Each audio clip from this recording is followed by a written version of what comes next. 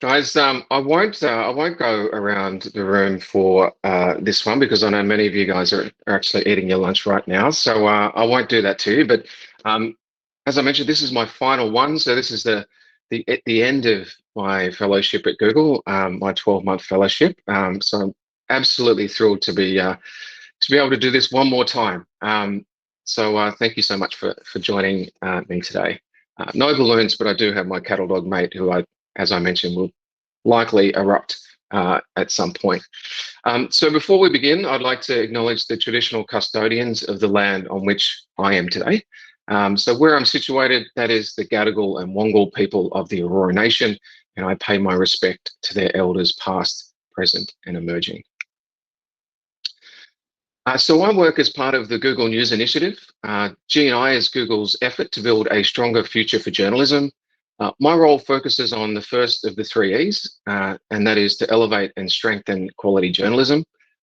The other areas of focus for the G&I are evolving business models through programs such as Subscribe with Google, and also empowering news organizations through tech innovation. That final bit is mainly achieved through the development of tools for journalists. There are new things coming all the time, and I'm going to take you through some of those different tools today. Also, in order to keep journalists up to date, we have all of the latest tools and training at g.co/news training. This is where you can find on-demand resources to learn how to tell stories better, how to verify content online. There's some geo mapping stuff in there, advanced search, all of those kind of wonderful digital skills that you need to sort of find, verify, and visualize stories on the web. Highly recommend this website. It's award-winning. I've used it myself. It's really, really good. Also want to quickly introduce the team. So this is Nick Hopkins, who's the News Lab lead here at Google, and he looks after the News Lab, which is around about 50 journalists, technologists, marketers, and product specialists all around the world. And he looks after APAC for News Lab. We also have Miguel D'Souza, who is our news training fellow. So Miguel's available to do those kind of hands-on skill sessions that I just mentioned. He's actual beck and call. He's really great at what he does. He's a former editorial trainer at AAP and is really, really excellent. So really happy to connect you with him on some training. We've also got Anna Freeland, who's currently on loan to the ABC, working on a project with them. And she is our data fellow at Google. She works as part of the global team that is basically helping newsrooms tell stories with data. The final chap is me. Just in case you were wondering, Fundamental Tools for Publishers is the complement to Fundamental Tools for Journalists, which has been around for probably 4 or 5 years now. So this curriculum was designed to be the business and strategy companion to Fundamental Tools for Journalists. And look, it has a bit of a laser focus on local, regional, and small publishers in particular. And the goal there is to really help them build sustainable businesses. And that has been sort of largely my focus over the last 11 and a half months, almost 12. So my role at Google is quite unique. It's a 12-month fellowship with a very clear goal. My role is to help local, regional, and small publishers build stronger businesses through both training and support. I got my first experience in journalism at my local newspaper, the mighty Lithgow Mercury, when I was 15. And the first 2 years of my career was spent serving local communities as a reporter. I honestly had, the best time at a terrible time for local news, but was absolutely thrilled to be able to support local news and regional news at this really important time for both of those two areas. I also most recently led News Corp's shift to digital by building a national training program for Newsroom. I trained over 1,000 journalists in social media, search, and mobile video. I also taught journalists and editors how to maximize readership and revenue. I also launched a social news startup, Storiful, in Australia. It was a first of its kind service providing publishers and brands with social media content to use in their storytelling. I was also head of social media at the ABC, leading the business through a period of dramatic change, and I'm currently a sessional lecturer at UTS. I also finally have a cattle farm in country New South Wales, a 1.5-year-old daughter called Molly, who was literally just crying in the background. So I'm not sure if you guys heard that or whether Google Meet has done the job of muting that out. But honestly, don't get me started on either of those two things, or we won't have time for anything else. We do have a Q&A feature in Google Meet. You're more than welcome to ask questions in there as we go. There's also the chat feature, which is probably the easiest thing to use. So just feel free to drop questions in there. You can also put your hand up using the virtual hand signal, or you can just scream at me. Either of those options are A-okay. Also, after this, you will get access to the full recording, slides with full annotations and transcripts. So don't worry too much about having to furiously take notes as we move through this. I also do have a glossary of terms that I'll send through at the end as well, as we start to move through some of those kind of more technical aspects of audience and analytics. All right, without further ado, let's get right into it. So this session will cover local and global trends. So these are the factors affecting news in Australia and around the world. We'll also look at how to be audience first and the online measurement tools that underpin an audience first strategy. Next up, we'll look at a few of my favorite productivity tools. Absolutely obsessed with this stuff. Some of these are Google tools, some are not.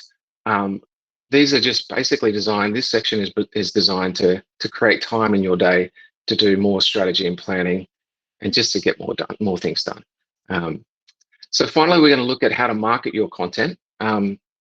I'm not going to get too sort of highbrow about this stuff. It's just basically 5 tips that you can, 5 things that you can do right now to drive success, either at work or, building your brand, as they say. So never been comfortable with saying building your brand, but there we go. We have to do it. So let's start with the macro trends affecting news in 2020 or 2021, as we are now. It's been a long year. The Reuters Institute for the Study of Journalism at Oxford University releases a global snapshot each year. They also do a special report for Australia. So the bulk of the report is based on data that was collected by a survey of more than 80,000 people in 40 different markets. The surveys were taken just before the coronavirus hit in January/February last year. In order to get a sense of what changed, the Reuters Institute also repeated key parts of the survey in 6 different countries in early April. So let's have a look now at what they found. So the coronavirus substantially increased news consumption for mainstream media in all countries. This effect took place even before the coronavirus hit. So as news of coronavirus and the pandemic started to spread, we saw a lift in consumption of mainstream media in all of these different countries. It went into a full swing once the pandemic was fully realized. Television news and online sources saw significant upticks. More people noted television as their main source of news, and that was a sort of a respite from a picture of steady decline over the last couple of years. Consumption of printed newspapers fell as lockdowns around the world undermined distribution, and that also accelerated the shift to an all-digital future, which is what we're starting to see now, both here and around the world. Now, those are the words used in the report, I should say, all-digital future. They are the words from the report, but we're certainly starting to see digital-only mastheads, both from independents, but also from the major players here as well. So that is definitely a trend that we're starting to see. But I will talk about how important newspapers are at the end, because I'm certainly a big fan, and there is certainly a role for them still. At the same time, the use of online and social media substantially increased in most countries. WhatsApp saw the biggest growth, with increases of around 10 percentage points in some countries. More than half of those surveyed, so about 51%, used some kind of open or closed online group to connect. share information, or take part in a local support group. Look, we did this on our street here in the inner west of Sydney. We also have a Facebook group at my farm in country New South Wales, and these groups really took hold during this crisis. Here in the inner west, we were using it to share any food that people needed. We had a lot of black beans in cans for a little while. Sharing toilet paper, just making sure that everybody's okay. So we really saw massive upticks in the use of those open and closed groups, WhatsApp groups, Facebook Messenger groups, etc.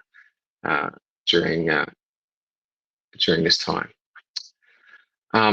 As of April 2020, trust in the media's coverage of COVID-19 was relatively high in all countries, so that's good. And that was at a similar level to national governments and significantly higher than for individual politicians. Media trust was more than twice the level of social networks. Video platforms included, messaging services also included in that figure. So more than twice the level of social networks trust in media. And that's as it relates, I should say, to information about COVID-19. So I'm just going to say that again because I kind of messed it up. So media trust was more than twice the level of social networks, video platforms, or messaging services when it came to information about COVID-19.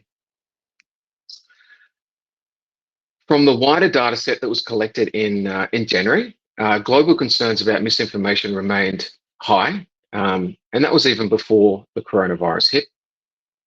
So more than half of the global sample, said that they were concerned about what was true or false on the internet when it came to news. So more than half of these 80,000 people said that they were concerned about what was true or false on the internet when it came to news.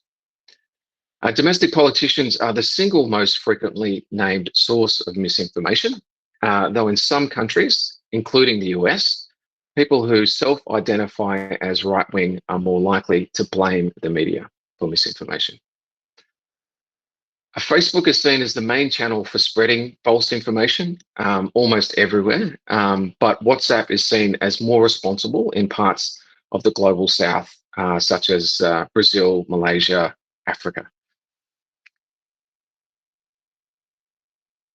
In this global poll across all of those different countries in January, less than 4 in 10, so about 38% of people said that they trust most news most of the time. And that was a fall of 4 percentage points from 2019. So less than half, so this was 46% said that they trust the news that they use themselves. So less than half of people said that they trusted the news that they actually use themselves. It's quite interesting. Political polarization linked to rising uncertainty seems to have undermined trust in public broadcasters in particular, in particular, which are losing support from those political partisans from both the right and the left of politics. That is not a trend that we're seeing here. So the ABC is still seen as our most trusted institution and was doing record engagement last year as well. So there is a bit of a shift, or more than a bit of a shift, not necessarily away from public broadcasters, but there is a sort of deficit of trust that's starting to develop there, but it's not something that we're seeing here in Oz. So despite this, the survey shows that the majority, I think this figure was at 60%, still prefer news that has no particular point of view, and that only a minority, so 28%, prefer news that shares or reinforces their views. I'm just going to read that one back again because I found this one like a particularly interesting insight from this survey. So the survey shows that the majority, so 60%, still prefer news that has no particular point of view, and that only a minority, 28%, prefer news that shares or reinforces their point of view. I think why I found that so interesting is I think often, certainly in media circles, and you can get this impression as well as you start to scroll through your social feeds that people do prefer that the kind of news and information that does reinforce their worldview, but that's not what we're seeing in this report. Okay, now that's a lot of information. A little bit more before we get into some of the the audience stuff and some of those cool tools I mentioned earlier. So now we're going to zoom in on the local settings. So we're going to have a look at what is happening here in Oz. In understanding the local landscape, there are really two important numbers to look at in order to set the scene. The first one is 25. That's 25 million. That is a number of people that roughly they're in Australia, give or take. The next one is 89, and that is the percentage of people who have access to the internet. So 89% of people have access to the internet. That is a globally high figure, and that's also the opportunity for news publishers. Now, access to the internet is one thing, quality of internet is another, and that's certainly a challenge in Australia, but there are some interesting developments in that area. This is the point where I normally go on about Elon Musk's Starlink satellite service for 20 minutes, but I won't do that. But there certainly are some new players that are coming in the market that should hopefully provide high-speed and consistent internet across the country, which will be, again, another boon, I think, for news publishers, particularly in local, rural and regional settings. So let's take a look now at how people are getting their news in Oz. So the question asked here was, which, if any, of the following have you used in the last week as a source of news? TV news remains strong and steady, and still, continues to be a significant source of news, especially for those dual crisis of COVID-19 and also the Black Summer, which preceded it. Newspapers continue to fall, while social media has stagnated to a certain extent. Looking now at online, increasing numbers of Australians are using their mobile phones to access news. No surprises there. But we're starting to see a real widening of that gap between mobile and desktop computers. The smartphone audience is close to 60%, with a further 20% visiting from tablets. So a further 20% visiting from tablets. It's sort of worth asking yourself, and before this role, I was in a publisher myself, and it's sort of worth thinking, if you are inside a publisher right now, whether the focus and the energy of Newsroom speaks to the audience breakup there for mobile. 60% is smartphone audience, which is massive. So just worth kind of thinking about whether the focus and energy of a newsroom is kind of heading where the audience is. But this is the big thing for me. This just seems to be the thing that is underpinning everything, and this is trust. I feel like we are really at a point in history where trust is everything, and certainly I think that is true of news. I think we are in a race to credibility at the moment. So this year's finding also need to be seen through the kind of the lens of the bushfire crisis that was ongoing when this survey was taken. But look, trust in news overall was at 38%. That was down 6% on the previous year. So the number of people that say that they do not trust the news at all rose. So that went up to 17%. So 17% of the Australians surveyed said that they don't trust the news at all. This particular fall was larger among those who relied mainly on traditional news, so print, radio, television, compared to those who rely mainly on online news. Which again is kind of interesting. I still don't really know what to think of that. So, and love to hear your thoughts. The largest fall was among traditional news, print, radio, television, compared to those who rely on online news. I kind of would have thought it would have been the opposite way around. In this graph, there's also a wonderful story to be told about the trust that people have in local and regional news in particular. If you are a local or regional news provider on the link, you rank 4th overall for trust. And that's just behind the ABC, SBS, and the BBC here in Australia. So that's amazing. So there's a very good signal there for local and regional news publishers. I wanted to talk about social media before showing you two more important numbers that I think you'll like. in constant fear of my cattle dog waking up, who is snoring contentedly beneath my feet. So if that does happen, we're all in for some trouble here, but we'll keep going for the moment. So Facebook is the clear leader for news with 39%. That is up 3% on the previous year. A whopping 71% of people surveyed said that they use Facebook. In most of the research that I've seen, Facebook is a highly addictive and highly engaged platform. So generally, it's somewhere between sort of like an average of 5 or 6 times a day that people are accessing Facebook. Insane.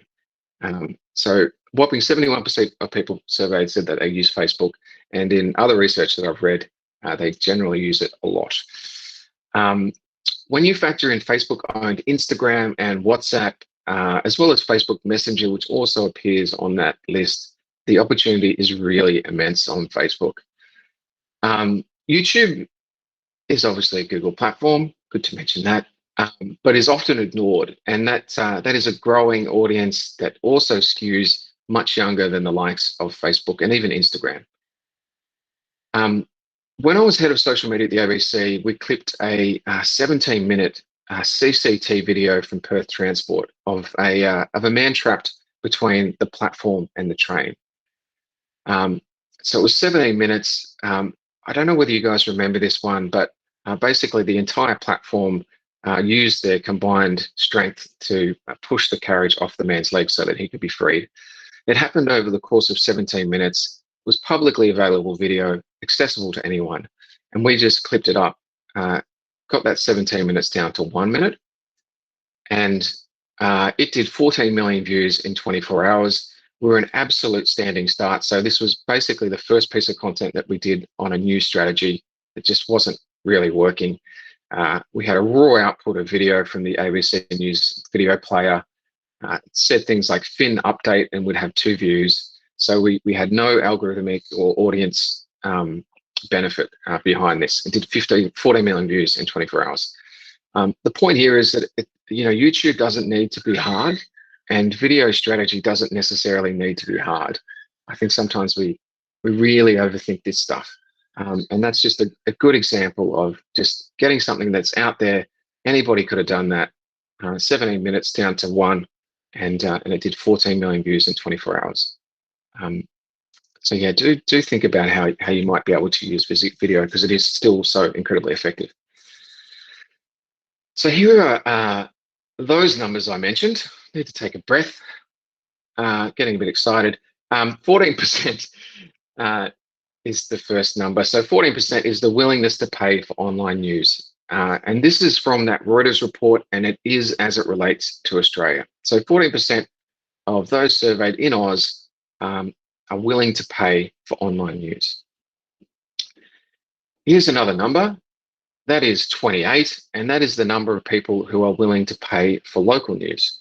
So when you do break it down to local, it then goes up. 28% of Australians are willing to pay for local news. Now here's another third one, bonus figure.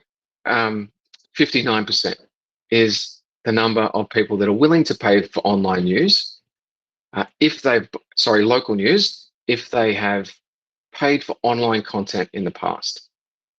So if they've bought a Netflix subscription, if they have purchased a video on iTunes, if they've bought any kind of content, they have another news subscription, their propensity to pay for local news online goes up to 59%. A staggering figure. So those last 2 numbers are from research from the News Media and Research Centre at the University of Canberra. It was published in the middle of the year last year with the support of the Google News Initiative. I'm going to send through those reports because I think they're really, really helpful, particularly if you are a local or regional publisher, or if you're in any sort of reader revenue kind of situation. I think it's worthwhile looking at this research. I'll also send through a summary that I did on LinkedIn, which is just a kind of an easy overview of the key things. So I will send that through. Also worth mentioning that they are the same university that partnered with Oxford to deliver the digital news report. So they are a very rigorous team. They have have their eyes and their hearts and their minds very much into this stuff. So I will send that stuff through after the video call. Let's shift gears now, and we'll talk about audience and online measurement.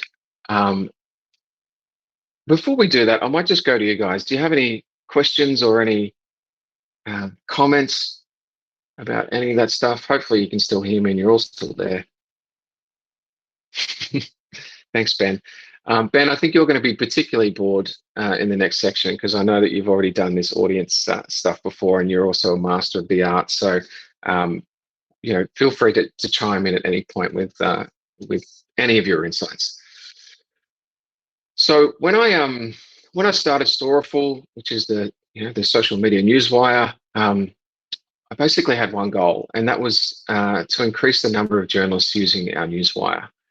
I thought that if I could increase the number of users, that I'd deepen engagement with our business and success would grow from there. And it did. So we doubled the amount of users in Australia in the first 90 days, which started a process that led to us posting $1 million in revenue in our first year. So this is Justin. He's the Director of Education at Google. He looks a little bit like the Fonz from Happy Days. I'm sure he'd be comfortable with me saying that. He's a web analytics leader, as we call him. So he's just a certified data nerd, and he looks at analytics like this. The one goal of web analytics is to increase our business outcomes. So the only goal of web analytics is to basically just help us achieve whatever goal it is that we have set for ourselves as a business, or the goals that we've set for ourselves as a business. So before we go any further, I want you all to write down one goal or one target for the next 12 months. You can think about it from your patch if you like, or you can look at the business as a whole. It could also be a personal goal, like I want to build my following on social media, or I want to launch a podcast or a paid newsletter, whatever the case might be. But just one goal, and it needs to be measurable. So just pop that down now. I'm such a big fan of simplicity, and I think this one goal method really, really works. So we're going to have a chat at the end about what you wrote down. We'll have plenty of time for that. So we will have a chat about what you wrote down at the end, and hopefully I can help you with some strategies for that, and importantly, a way of measuring it. So Justin goes on to say, web analytics help us understand our audience and their needs, and this helps us make better online experiences for them. I could not agree with that more. Now, depending on what you all wrote down, that might mean that you want to drive subscriptions, and analytics will enable us to focus on what will make them subscribe. But this is increasingly where publishers are going. There's a lot of research to support an increased willingness for people to pay, as I've mentioned.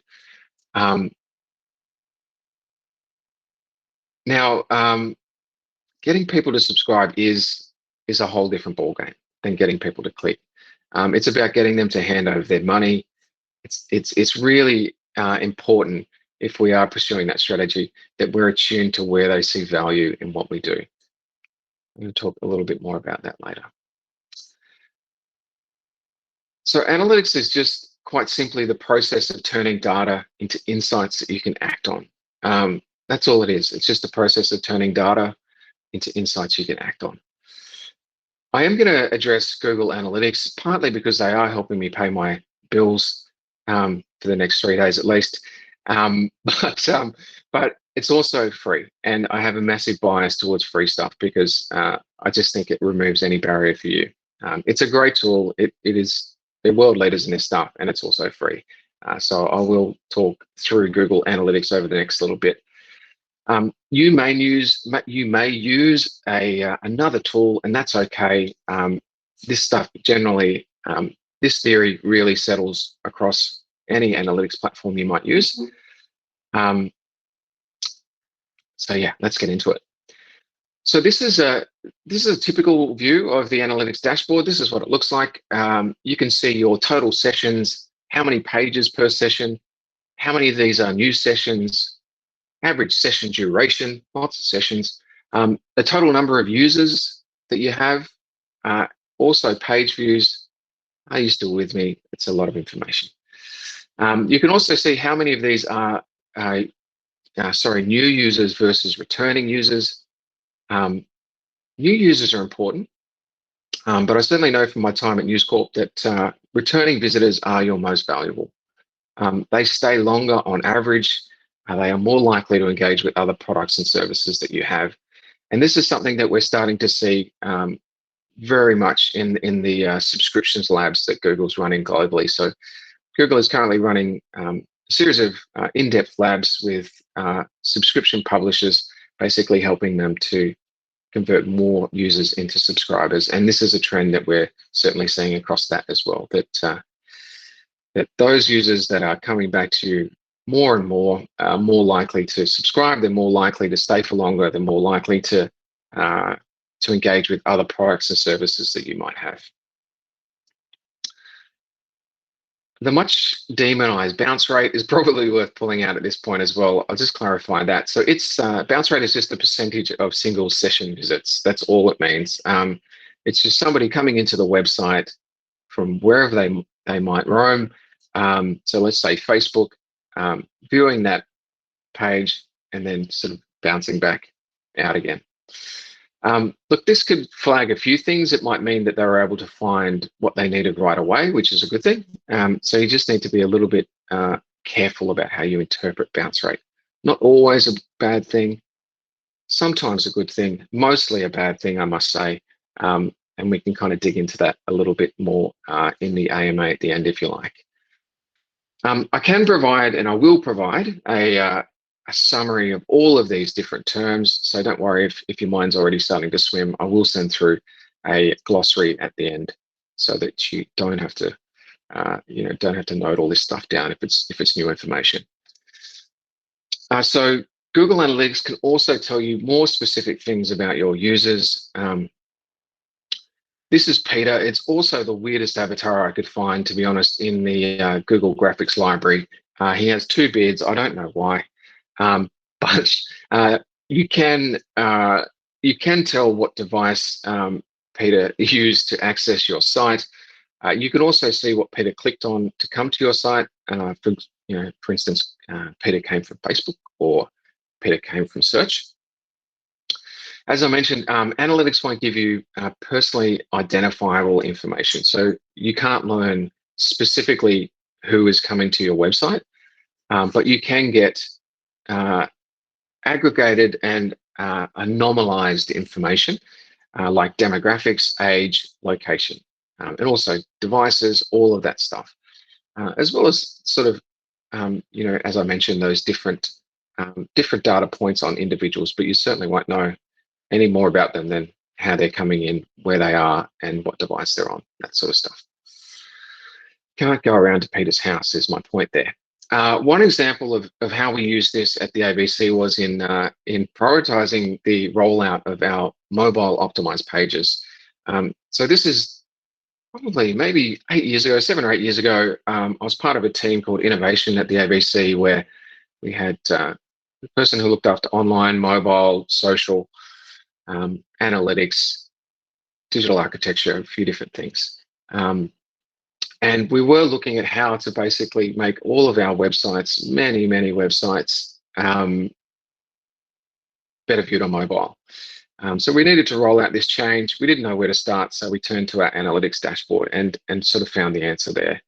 So that we saw that 30% of visits to the ABC News page were coming from mobile. That was the largest mobile audience outside of Triple J in the business. And it was a terrible experience. So we're getting 30% from mobile, even though they're having to absolutely walk through fire to get there. So what we decided to do was to roll out changes to the ABC News website first, serving that patient and persistent audience right away, and also simplifying our work schedule. You could also do it, if you're a bit risk averse, you could do it the opposite way. You might start with the smallest audience, but we tested it very thoroughly and pretty confident. So we went with the largest audience first. So there are just kind of a myriad of creative ways that you can use analytics inside a publisher. Look, GA, or GAR as I call it, also gives you real-time information on when users are visiting your site.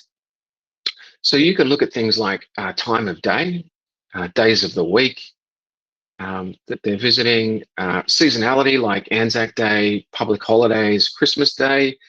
Um, you could also use, say, Christmas Day, for example, to decide what rostering is required. If you have no or little to no traffic after 2 p.m., which is pretty common, everyone goes to sleep after eating too much chicken. You might sort of roster the web editor to go home at 2 o'clock to enjoy a late lunch with their family, and then have someone come on a little bit later just to freshen things up. Look, this is probably my favorite part of the tool, as you can really understand when your audience is consuming content across the day. This kind of data you can use to make decisions, as I mentioned, to when staff start and end, when you update various parts of the website, maybe even when and how you promote stories. So an example again from news, Neil, please correct me if this hasn't kind of gone out across the entire business. That was certainly the goal, although I'd understand why not. So when I was at News, it was part of a small pilot where we basically looked at our audience analytics and also just sort of matched that to rostering. So basically discovered that our audience was just absolutely rushing to the website first. First thing in the morning. Our process at that point was we had a digital team coming in at 8. We had a chief of staff that might come in at 9:30, and we weren't really meeting the audience's needs there. So what we did is we brought the digital team forward. We had those guys come in at 5 a.m. instead of 8 a.m. You can imagine this was popular. We also decided to bring in a senior journalist so that we had, some serious kind of decision-making capability earlier in the day. So we brought that chief of staff in at 6 from 9:30. Again, very popular decision, as you can imagine. But what it did for us during this pilot was it provided obviously a massive kick to the digital audience. So huge amount of growth instantly. So the product was, digital product and the apps, everything was up to date by 6 a.m. Everything was looking fresh. Everything was there. We're also then able to start thinking about, well, what are people doing during this time? They're on the commute, so we have a newsletter going out at this time. It just really gave us a lot of, confidence to make better decisions. What it also gave us was a massive kick to that print product as well. So because we had that, the process that would normally start at, say, 8 a.m., the news gathering process starting for the day at 8 a.m., really starting to kick in at about 9:30 when the senior staff member starts and senior staff start to come on board. All of that stuff starting from 6. So it just meant that the stories that we were telling in print and the quality of the print publication in general was so much higher by just bringing that entire news gathering process a lot further, a lot earlier in the day. Cool. You can find out also where they're coming from in the world. So last year, Google funded a series of local news pilots across 5 different locations, tackling 5 unique issues. It was led by Simon Correa and Megan Brownlow. Simon is formerly the general manager and founding editor of BuzzFeed here in Australia, and Megan Brownlow was at PricewaterhouseCoopers. If you're a follower of Mary Meeker, who's kind of like a seer in media and tech, she releases this report everyone waits for every year. Megan is basically the local version, our very talented local version of that. Very talented team, arm's length funding from Google. It was called Project Kookaburra, and you can Google that to learn more, but I'm going to save you the trouble. So one publication was the Fassifern Guardian, which is an amazing family-owned newspaper in Queensland's Scenic Rim. A neighbouring town lost their local newspaper when a large newspaper group stopped publishing during COVID. So they thought, look, maybe there's an opportunity to expand geographically. So we put GA on their website so that they could look for any sort of lead as to the feasibility of such a kind of move. Very brave of them to do this at this particular time. And what they found was that people from the neighboring town were already reading them online, so they already had an audience there. So this really gave them the confidence to launch in that town. So they hired a staff member, they put them in there, full time in the town, um, and just are going from absolute strength to strength. And look, a sign of that confidence, they also rebranded during that time as well to signal to this town that they were serious. So they were the Fassler and Guardian. They're now the Fassler and Guardian and Tribune, or the G&T, as they like to say. So just a great story in just looking at that sort of geographic data and how you can use it. There's another publication in this pilot called 40 South, and this is a print magazine gone digital in Tassie. So they found a dedicated audience in all corners of the globe once we put GA on their website. We think this is probably expats, tourists, people doing business in the state. Look, honestly, we would get emails at like midnight from the editor who had like, oh, look, I found somebody who's in Brazil who's reading the paper. So, reading the publication. It's real-time information, and it just really led to a really significant find in that they had an audience segment they just didn't know existed. So previously they thought, look, we are a publication that serves Tasmania and Tasmanians. Most of our audience is in Hobart, but then they found that they had this huge audience in all parts of the world that they didn't even know that they had. So now obviously the question is what to do with that audience. So now they're starting to think about, well, do we update our publishing schedule so that we are publishing at times where the US and the UK are awake? Are we pushing out on social media to these guys at that time? Do we publish something at 2 a.m. in the morning when both of these markets are awake that is the biggest story of the day from Tassie? Do we launch a newsletter that gives them a recap of this week in Tasmania? So they're really starting to think about how they now serve that audience that they just didn't know existed previous to this being live for them. I do encourage you guys to check out those case studies from that project. So there is a website. I will send it through. There's a 1-hour webinar on this sort of stuff, but there's also a 1 or 2 page summary of that webinar as well, and that whole project, so that you can take the insights without having to sit through 60 minutes. So I will send that through. Look, GA also allows you to answer these kinds of questions. This is dummy data. This is not any publisher's data. You wouldn't mind having this data. It's not too bad. So it allows you to answer questions like, what do they click on? Where do they come from? What device, where in the world? What are they doing when they arrive? So where do they go? What do they click on? Also, how long they're staying. So you can also look at session duration there. And importantly, where do they go next as well? So it starts to give you a bit of a well-rounded understanding of their behavior and who they are. And look, this helps us figure out, obviously, what they're doing on your site, and allows you to really know that audience better. And these are some of the other sorts of things that you can learn from looking at this data. So which article thumbnails generate the most clicks? Which style of imagery resonates best with which demographics? Pretty amazing. Everyone's always chasing a youth demo these days, and you can certainly look at what style of imagery resonates best with them.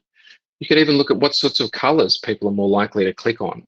We had Antal Diaz, who's the man and the mind behind a lot of these digital tools, talk to us a couple of months ago, and yellow and orange. I didn't know this, but are more clicked on than sort of any other color. So those warm colors for a button if you're trying to get someone to sign up to a newsletter, and you can test this sort of stuff yourself. So there you go. And only 2 animated GIFs from me, which is, I think, a record.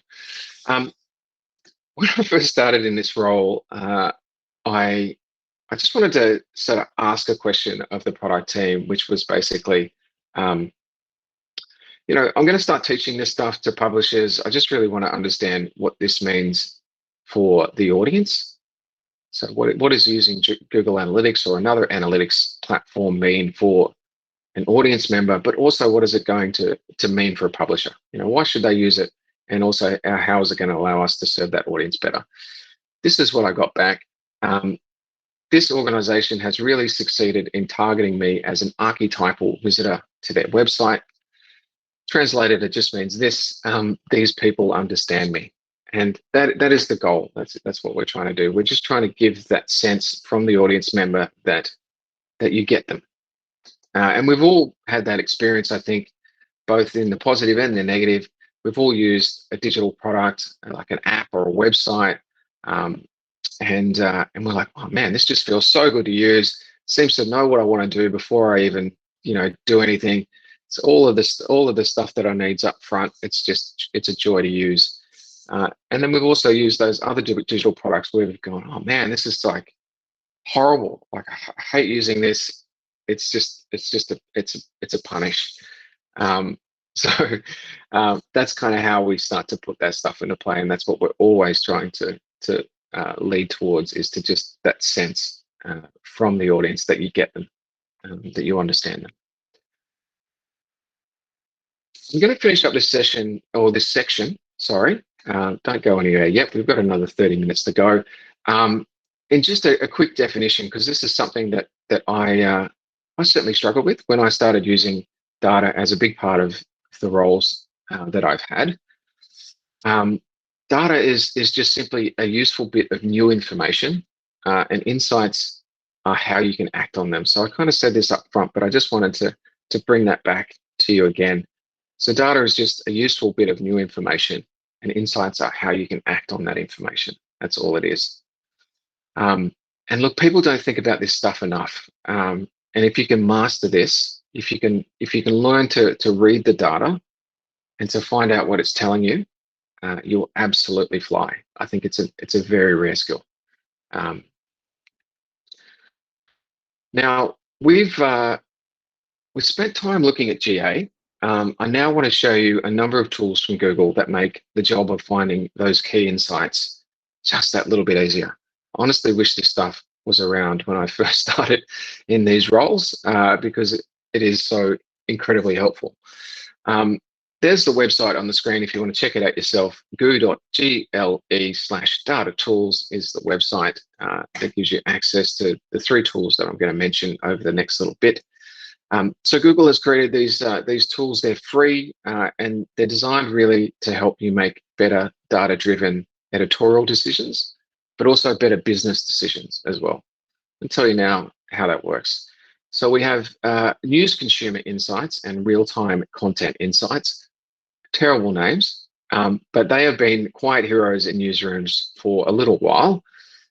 They've recently been refreshed and have been re-released in the middle of last year with a new resource, which is called the News Tagging Guide. Now, Content Insights Consumer Insights gives publishers recommendations on how to grow reader engagement and revenue. So Consumer Insights does that, shows you how to basically grow reader engagement and revenue.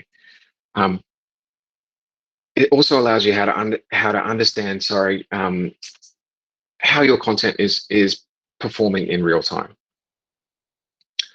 Real-time content insights. So as I mentioned, terrible names because it's very, very hard to get it straight in your head as to which one's which. But real-time content insights, the one with real time in it, basically gives you everything else. So Consumer Insights shows you exactly what's happening on your platform in terms of both editorial content and revenue. And real-time content insights, the real-time version, shows you everything else that's trending, basically. So it gives you a beautiful visualization that allows you to really understand what other content is out there, so that you can go, okay, well, maybe there's something in this for us. Maybe we need to cover this. People are searching for it. This is an angle in to the audience for us. So highly recommend that you have a go at both of these tools. I'm going to give you a look under the hood in a second, but definitely recommend that you have these open throughout your day.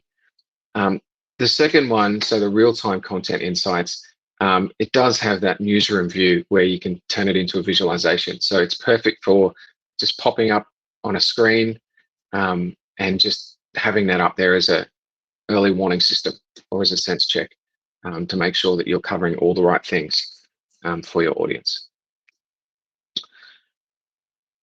So this is a look at news consumer insights. As you can see there, it starts to operate as a bit of a built-in decision engine. It has a built-in decision engine, so it basically starts to tell you things that you should be doing or things that you might need to look at. So not only is it starting to really organize your audience, as you can see there, it's starting to segment your audience, which is a great way of moving down the road of segmentation if you haven't done that already. But it also starts, it's like a digital guru in your pocket. It's starting to give you those recommendations around different changes that you might make, different things that you might do. Maybe your page load is too slow. Maybe you need to move your newsletter button. All of those sorts of stuff are available to you. Kind of crazy. All you need to do is log in with your GA account details. So you do have to use a GA account to access these two tools. The reason being is that they're a layer over Google Analytics. So they're reading your Google Analytics data and making sense of it.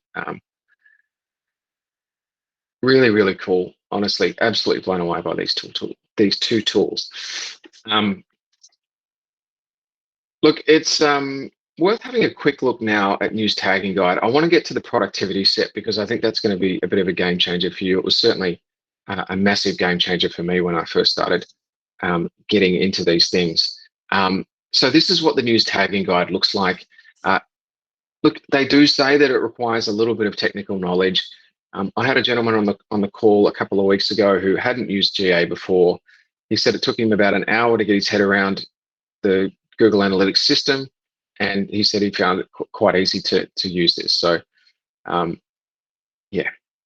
it shouldn't be too hard. But if you do have issues, please email me after this, and I'll happily put you in touch with someone at Google that can help you work through this stuff. As I mentioned, I'm kind of about to go out the door, so but I will get you hooked up with someone that can help you look at this stuff, or I'll do it myself if I can, if we can find a time. So this basically allows you to identify the tags that are missing and just copy and paste them and put them into your website. So if you've got a video player and you're not measuring video data, so you're not looking at your play rates, you're not looking at your completion rates on video, you don't really know anything about what's happening with video, it will tell you you should be measuring this stuff, and here's the tag to do it. Really great new addition to the family. Now I'm going to throw this to you guys. Some people like to just kick on through. We've got 30 minutes left. You can take, if you're desperate to get a glass of water or go to the bathroom, let the dog out. We can grab 5 minutes here, but I'll throw it to you. I'll just throw it over to you. So we might just have a show of hands. So if you could just raise your hands if you want to kick on. Thank you very much. Does anybody want, I know Vaxxer Group, you guys might have a bit of trouble getting to the TV. Look, we will kick on. Thank you so much for that. We will kick on through. And if you do need to go to the loo, please don't hold it. That's unhealthy. Definitely go to the bathroom, but we will keep moving. And as I mentioned, we will send through after this full video, all of my deck, a transcript of the recording as well. So you won't miss a thing. So we're going to look at a number of tools that you can use every day that will make room in your day for other things. So if you've been putting off an in-depth story, or you need to work on a strategy piece for the business, and you've just been struggling to find the time, this is it. So this is the toolkit. This is the toolkit that I use. So some of these are Google tools, others are not. These are just my absolute favorites. As I mentioned, I have focused on free tools. So all of these are free. Some of them do have a freemium version, but all of the basic things that you will need, basic features, sorry, excuse me, free. So let's get started with the ironically titled Slack. So we use Slack at Storeful to basically run our newsroom. And I liked it so much, we now use it to run our household here. As you can imagine, I'm a fun guy to be around. But you can create channels to bring people together around a particular topic. So think general newsroom or features or sport. If you're an editor, you can sort of quickly dip into each section to see what's happening in real time. The great thing is that it also provides a knowledge base. So it just really makes it easier to bring people into the business and bring them up to speed. So if you're moving from, say, the news department to sport, you can you can be added to the Slack channel. Whoever adds you can make a decision to show you everything or show you only future posts. To show you everything, you'll be able to see every conversation about a story. You can see who all the major players are in that little chat room. You sort of have access to just a deep base of knowledge off the bat. It's so helpful. It's also really helpful from a security perspective as well. So you can very quickly remove somebody's access, which is a really secure way of operating if they leave the business or maybe they move into a different part of the business and they no longer need access. So it's a really secure way of working. Slack had an explosion over COVID, as you can imagine. They are doing incredibly well, but it is an amazing service, not from Google, but it is an amazing service. Speaking of Google, I probably should talk about some Google tools now. I'm going to talk about Workspace. It's a suite of tools that just had a rebrand. It's fair to say, completely obsessed with Google Workspace. It was previously called G Suite. It integrates really well with Slack. We use this at my place here to share budgets about the farm, draft proposals for the farm business. We literally have all of the different conversations that we probably would have at the end of the day when you've just got home from work or you've just left the front room, as the case might be. All of that stuff happens in real time during the day in Slack. And the reason we went in this direction was because, foolishly, we were planning a wedding in, a very remote area of New South Wales. It was intense. There was a lot going on. We had 151 people staying at the farm in tents. We had to bring everything in from, loos to bands to everything. It was a major production, and, it's just very hard to track what was going on with texts and emails and everything. So Slack became the center of the conversation. It became the nerve center of the operation, and we continue to do it now. So Mate has his own Slack channel. The dog, Molly, my daughter, has a Slack channel. We all keep each other up to date on different subjects and have conversations there throughout the day. But back to Google. So look, I really do love this change that's just happened. So this happened at I/O, which is the big developer conference that was 2 weeks ago yesterday. So this is just a big event that happens every year, and this is where these big product announcements come. It's the black turtleneck kind of head, sort of Britney Spears mic kind of operation. The change is called Smart Canvas. It's not a new product. It's kind of a new product experience for this suite of tools. And the aim there is really just to bring all of those different tools together in one place and to make collaborating easier. So I'm going to play a video now because I just think this is the easiest way for you guys to get across it. It's yeah, I'm just going to play it. Stop gibbering.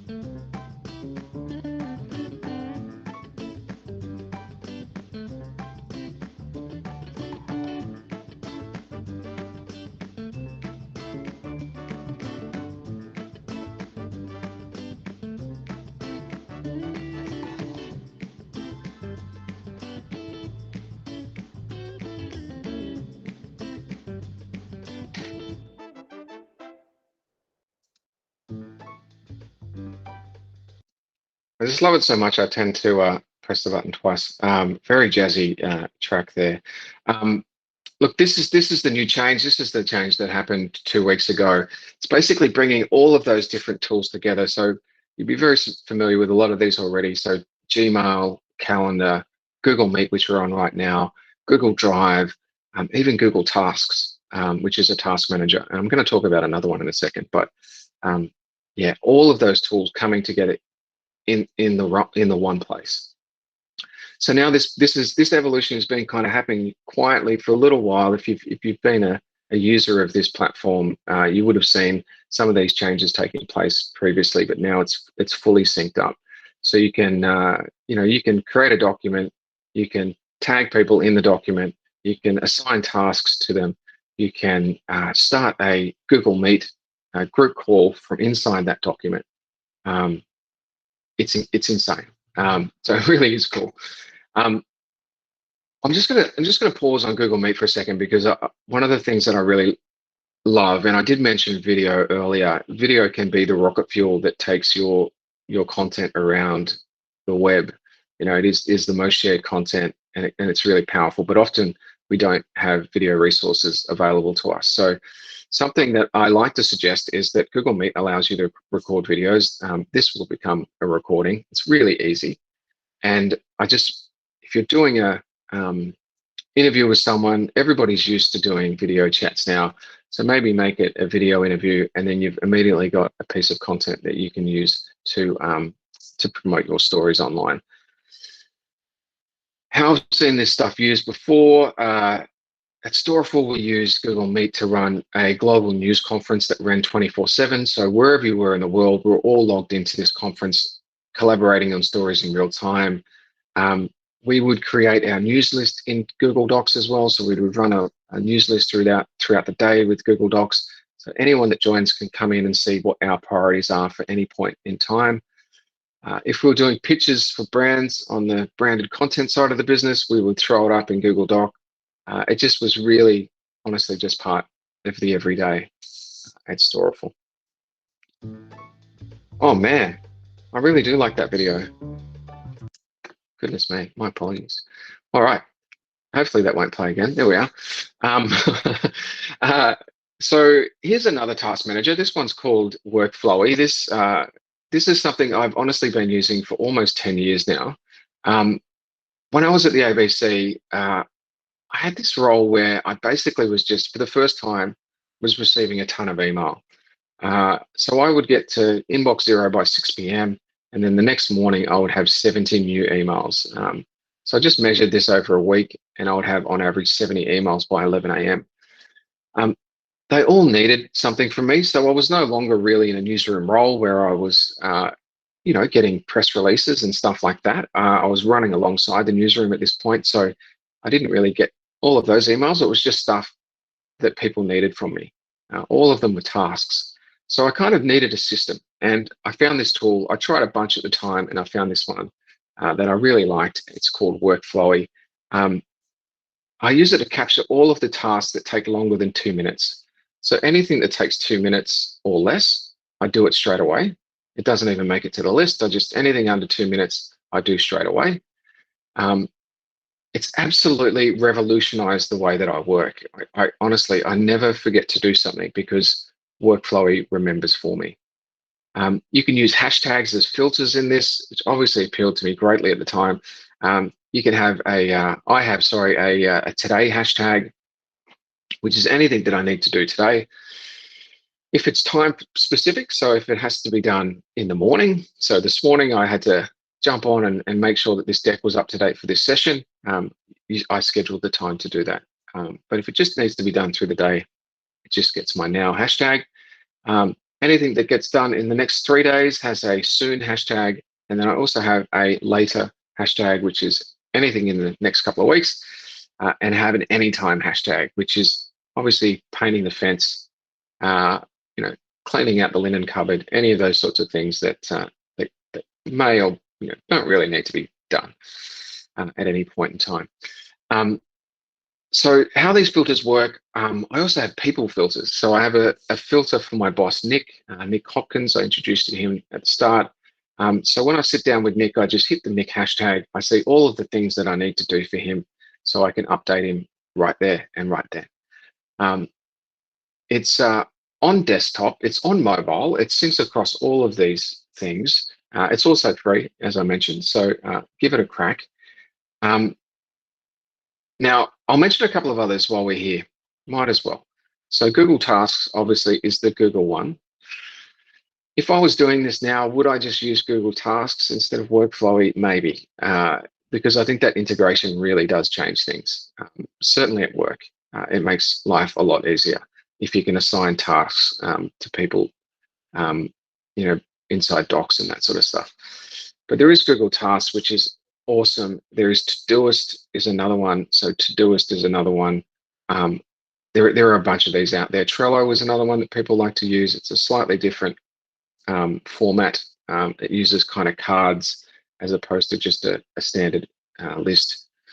If you are into things like you want a bit more of an advanced task manager, I recommend checking out the other ones because Workflowy is very basic. There's no calendar integration. There is no reminders, nothing like that. It's just a list. So yeah, worth checking out those other ones if you want a bit more of a range of features. Now, hopefully we've created a little bit more time in your day. I just want to take you into a local tool, a local business that is absolutely sort of changing the world, quite literally. It's a very powerful design tool for newsrooms. They're starting to focus on this area. It's called Canva. They're Australian, as I mentioned, one of the most successful startups we've ever had. I think a recent evaluation of 6 billion. So doing pretty well. It can be used to create and publish social media content. It's made for every platform. So yesterday I had, I created little graphics and animated GIFs that I could share across Facebook, Twitter, LinkedIn. I also created an email header. It's all built inside the template to the size that you need. So you can select Facebook post, Facebook story, Instagram post, Instagram story. It's amazing. And it just sort of stops you having to search like correct size for Twitter post every time you need to create something. There's also a library of imagery that you can use. You can upload brand kits as well to have all of your colors in there. It does pretty much any design task. Over the weekend, I created some labels for my farm business. We have jams and relishes that are in the larder out there, and I created some labels for that. I created the resume that got me this job. It's a really, really powerful tool. Also allows you to cut and edit video in there as well now. That's a new feature. And you can also create beautiful presentations. This one was created in Google Drive, but you can also create presentations as well using Canva. Search Canva for Newsroom to learn more. So Canva for Newsrooms to learn more. They have thrown up a page talking directly to the news industry. And honestly, give it a crack. It is a time saver and allows you to really compete on quality with the big guns if you're a smaller publisher. I want to finish this little section with a social media scheduling tool. And I've used this for almost a decade. It has analytics built in. There is a free version. I think I pay $1 a month. I think I pay $1 a month for this, which is, what is that, a quarter of a coffee these days. You can even use your own branded URL, which I do for some additional tracking on top, but there's some really great analytics built into it anyway. Buffer is the name. It allows you to easily add links from anywhere. It has a desktop app. It has a mobile app. It has a Chrome extension if you're into Chrome extensions. It's just so easy. So I basically, I have a pretty standard routine. I like to get up first thing in the morning and go and have a coffee and catch up on the news over a coffee just down the road. So I tend to pull up a couple of my favorite news apps. ABC and Inkle are the two apps that I tend to use every day. And then I read what's going on in the world, and if there's anything that I think will be helpful to others, I share it out across the day. And look, all I have to do is basically by by the time I finish my coffee, I've scheduled 4 or 5 posts that are going out on Facebook, Instagram, Twitter, and they schedule it to go out across the day. So you're not having a big blast in the morning. It schedules it to go across the day for you. And there's also a way of optimizing that engagement as well. So this is another tool. It's got a very silly name. It's called Follow a Wonk. If you have a Twitter account, you can log in to Follow a Wonk. It will optimize a schedule so that you can post when your audience is most online. Now that's a big change. When you normally look at analytics, you're seeing what is happening when you post. What is the engagement on your links? But if you're posting at times when they're not active, you're not going to know. So Follow Wonk does an analysis at the back end of your Twitter account. It finds out when people are most online, and it builds a custom schedule for you that goes out through Buffer. I did this about 12 months ago. I'm probably due to do it again. And I discovered that 2 a.m. is the best time to post on Twitter for me. Obviously very big with insomniacs and bakers, but I think there's a couple of big accounts in the US and the UK in particular that follow me. So Twitter is big for me, and the time is 2 a.m. Massive discovery. So I started to think, well, what are these people wanting to know from me at 2 a.m. in the morning? So I tend to post almost like a made in Australia style story. So if it's a kangaroo that's doing something stupid, or wild animals, wild weather, whatever it might be, I tend to post that at 2 a.m. and that really works for me. Or those big stories that have a global view. So it might be something to do with, dare I say, the news bargaining code. That might be something that is of interest to others around the world. Check it out. Put those two together. Even though it does only allow you to analyze your Twitter following, it doesn't integrate with Facebook or Instagram or any of those other APIs. It just only talks to Twitter. It gives you a great place to start. So you can then schedule that out across the other ones and just see how it's going. You might see that your 2 a.m. post on Facebook's not doing particularly well. So you just remove that, and then you start to, refine what you do. So check that out. And look, this solves a big problem that I often hear, which is I just don't have time for social media. So yeah, check this out. It's a good way to do it. Now, look, there's no point, I guess, in creating content if no one consumes it. So I'm going to leave you with 5 things that you can do right now to really market your journalism.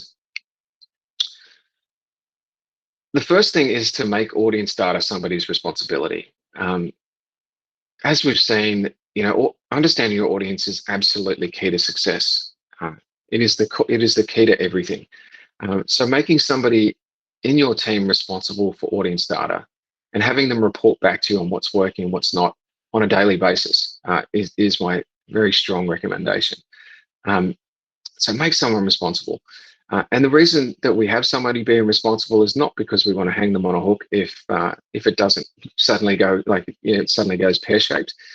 It's just so that we always have someone looking, and we always have somebody that's really getting a deep understanding of what's happening, and they're sharing that information back. So make it somebody's responsibility. The second one is to start a newsletter. Australia is absolutely leading the way in open rates globally, which is a very strong indicator for a deeply interested audience on email. So according to Campaign Monitor, Australia leads open rates with an average of 18.7%. So it's really, really high. It's also important to have that direct connection with your audience. Algorithms change, as does audience behavior, but emails very rarely do. So a newsletter strategy is a really good way of having a persistent connection to your audience as well, and kind of owning the relationship to a certain extent. Also recommend that you invite your ad executives or your sales executives to your editorial conferences as well. So this is really, really aimed at newsrooms. And this really helps the ad team better understand what they're selling, which is your journalism. And it also helps the newsroom understand what they do so that you can better support them. Now, an example of this that I've seen done incredibly well is at news.com.au. So they would have most senior sales exec join the daily stand-up. Stories are getting pitched. They're understanding how the rhythm and flow of the newsroom works. And then they say, hey, look, we're doing really well this month. We're 60% towards our revenue targets. We've got a really big campaign with One World Travel, and also another one with Flight Centre in our travel section. So just kind of a heads up. Let's kind of make sure that that stuff's looking really good, and any ideas that you guys have on this other campaign that we're looking to pitch to another travel company on content, we just really love to hear them. So anyone that wants to be interested, kind of let us know. And look, I've just seen that work so well. I know that does sound like a fairly controversial thing, but yeah, I do recommend that you try that. Don't throw the virtual tomatoes. Also, this is the bit where I talk about print, because I honestly am a massive advocate for print still. And print is still a vital source of audience and income for news publishers, right? And it also helps you build a deeply engaged audience in digital. So how that happens is you have this already engaged audience that's there. If you keep a high quality print product, you can entice them over to digital. They're the natural audience for your digital offering. Easiest way to do that is a bundled subscription. It's pretty common now to have a print news subscription. I have one of these for the Daily and Sunday Telegraph. I get the weekend papers, which I love, and I have access to all of the digital content throughout the week. So bundling those stuff up is a really natural and easy way of getting those print subscribers across to digital as well. So don't underestimate the power of print. Is my general advice here. And Neil, you would have seen this through your work with Newsfarm as well. There are print only publications that have launched in the last 12 months. Do you want to jump in, Neil? Yeah, they have, which has been quite remarkable. Mixed success for some of them, but those who've combined it with a digital strategy have gone really, really well. So you're definitely seeing that. So if they've got a digital offering as well, they've tend to do better. Yeah, you're catering for different audiences, but by going with the digital path, you get that 7-day-a-week buy-in. And then you've got that greater audience whether you're publishing midweek or end of week. And you're still seeing it certainly with the advertisers, where real estate advertising, the real estate agents are still looking for an outlet in print. Amazing. For example, on the Sunshine Coast, where when News Corp stopped publishing, you're seeing the resurrection of News Corp print product in August, 1 day a week. And there are also a number of other rivals have stepped into the market. So there's certainly still that strong demand and audience there for print. Amazing. That's great to hear.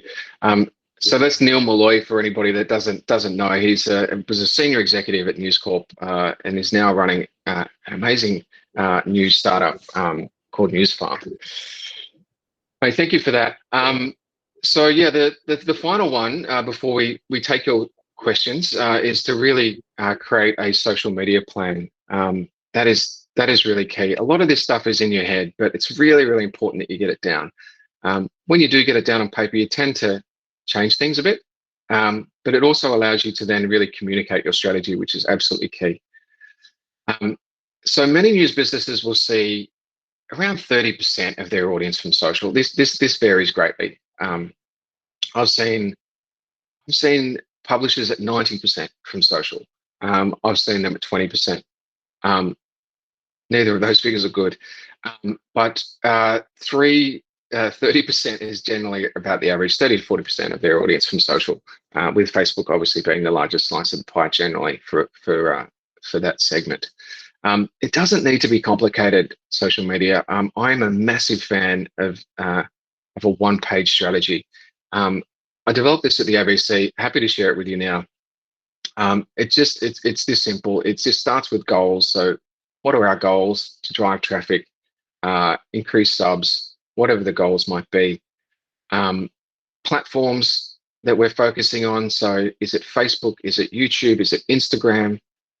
What are those platforms that we want to target and we want to publish on?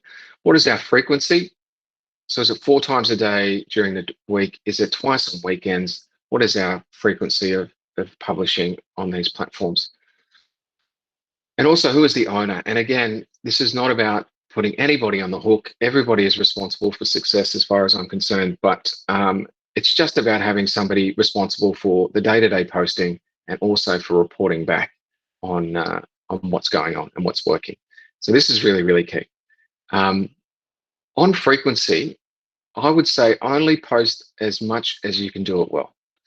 So your frequency is really linked very closely to the quality of your posts and your ability to do quality posts. So if you think that you can only do 1 post a day on Facebook and that's all you can do, just do that.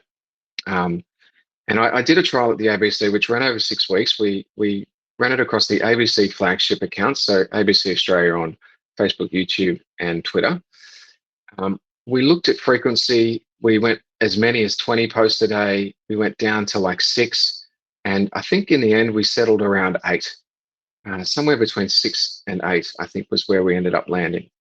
And we were getting as much engagement on those 6 to 8 posts, actually more engagement on those 6 to 8 posts than we were getting on 20. So it is worth looking at this stuff. There is a way to work smarter and not harder, and frequency is definitely where it's at if you're looking for that. Do have a go at that. That 1-page strategy is a game changer. We are at time, so if that dog has been waiting to get out for the last 90 minutes, this is the time. But honestly, if you have any questions, please just kind of shoot them at me now. Or questions for anyone else in the chat, by the way. We've got some very smart people in this video chat. We're all good here, Neil, but thank you very much. There were some great insights in there and certainly some tools we hadn't come across before. So we're looking forward to getting our hands dirty with some of those. Awesome. That is so good to hear. Ben, do you have any questions? So not specifically. I was going to say to you, Neil, I have done a little bit of experimenting around with the News Consumer Insights thing, but I'm having some tech issues with it at the moment in terms of the way that it links up to our GA. So I might hit you up with an email and see if there's anyone who can give us a hand over at Google with that, because I'm pretty keen to get on those new ones, the consumer insights, the tagging, the whatever the third one is. I can't remember off the top of my head now, but yeah, I'm interested in sort of integrating those into our like usual workflow, because we're constantly using Google Analytics, but not those new products. It's hit a bit of a brick wall. So yeah, I'll shoot you an email about that. But otherwise, yeah, it's good to see on your screen in these prezos what it's meant to look like, and I'm very excited once we get there. But yeah. Good. Okay. Well, it's good to know that you can kind of see what it's supposed to look like. I mean, that's the start. Yep. But look, let me put you in touch with Antal Diaz. He's our global lead on this product. He runs this team. He's built those products. So I'll put you in touch with him. That sounds great. Cheers. Thank you, mate. Any other questions? I'm just checking the chat to see if I haven't missed something. No questions in there. Look, I'll just throw up my details as well so you guys can catch me. As I mentioned, I've got 2 days left at Google, so do hit me up in the next 2 days. Otherwise, you can find me at Neil Wrights on social media. So I'm at Neil Wrights on Twitter, Facebook, Instagram. Not on TikTok yet. I sort of can't dance. But yeah, you can certainly find me on LinkedIn, Facebook, Instagram, Twitter, all of those places with / or at Neil Wrights. Do visit g.co/news training for training on demand.